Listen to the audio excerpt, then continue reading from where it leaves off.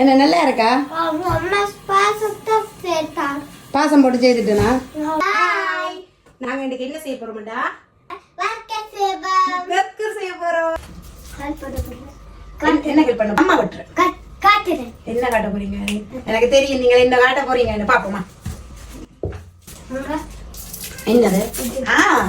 நீங்க நல்லா ஹெக்கோல் எடுத்த போட்டோஸ் எல்லாம் கொண்டு வந்து காட்டுறீங்களோ? அவங்க எல்லாருக்கும் காட்டுவோம். நீங்க என்ன செய்யறீங்கன்னு பாப்போம். நீங்க என்ன செய்றீங்க? கேக் சேர்த்து